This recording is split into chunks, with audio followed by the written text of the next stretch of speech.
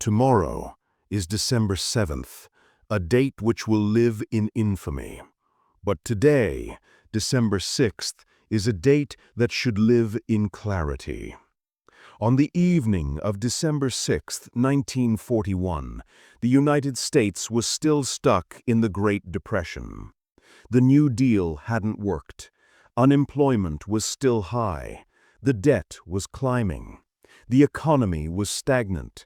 The government had run out of peaceful ideas.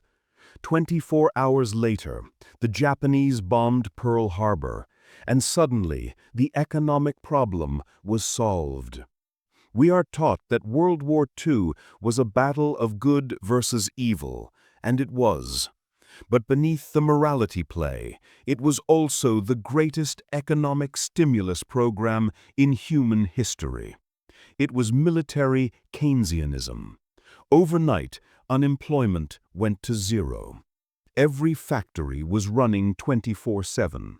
The debt ceiling became irrelevant. The government spent money it didn't have on tanks, planes, and bombs, and nobody asked, "How will we pay for this?"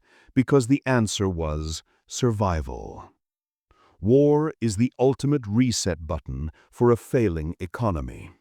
When a nation creates a debt pile that can never be paid back mathematically, it has two choices: default, which collapses the government, or war, which justifies printing unlimited money and restructuring the global order. Look at the world today. December 6, 2025. The U.S. national debt is over $37 trillion. The interest payments are suffocating the budget. The social contract is broken. The peaceful economy is dead. And coincidentally, the war drums are beating louder than they have in 80 years. Ukraine, the Middle East, Taiwan, the Arctic. The rhetoric is heating up. The defense budgets are exploding. Raytheon, Lockheed Martin, Northrop Grumman. Their stock charts look like vertical lines. Why? Because the smart money knows what time it is. They know that we are at the end of a long-term debt cycle, and history shows that long-term debt cycles almost always end in conflict. It is grim calculus. War destroys excess supply. War destroys excess labor, young men. War allows governments to seize control of critical resources. And most importantly, war allows governments to suppress dissent. In peacetime, if the government seizes your gold or rations your food, you riot. In wartime, if they do it, it's patriotic duty. The Great Reset isn't some Illuminati conspiracy. It is a historical pattern. 1914, World War I, reset the gold standard. 1939, World War II, reset the British Empire and birthed the dollar system. 1971, Vietnam, reset the currency backing. We are due. The Pearl Harbor event of our generation might not be battleships in Hawaii. It might be a cyber attack that takes down the power grid. It might be a disruption of the semiconductor supply chain in Taiwan. It might be a terrorist event involving dirty bombs. The method doesn't matter. The economic result is what matters. A crisis large enough to justify 1.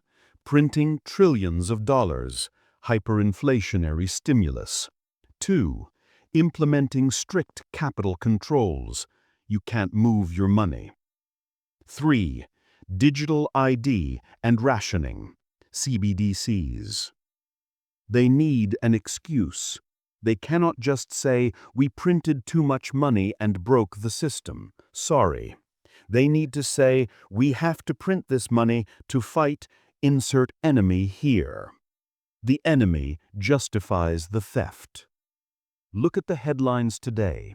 They are preparing you psychologically. They are normalizing the idea of a draft. They are normalizing the idea of sacrifice. They are telling you that your lowered standard of living is the price of defending democracy. It is the price of defending their solvency. On this eve of the Pearl Harbor anniversary, ask yourself, is the economy strong enough to survive peace? Or does it need the blood transfusion of war? The charts say war. The debt says war. The desperation of the elite says war. I am not predicting the end of the world. I am predicting the end of the peacetime economy. The rules of investing during war are different. Paper assets get destroyed. Real assets, energy, food, metals, land, become kings. Supply chains break. Self-reliance becomes the only insurance. The ships are sitting in the harbor. The radar is blinking. The politicians are writing speeches about unity. The stage is set. Do not be the collateral damage in their economic reset. Prepare your household. Secure your resources. Because when the first bomb drops, digital or kinetic, the exit doors will lock. I am the architect, and I will see you tomorrow.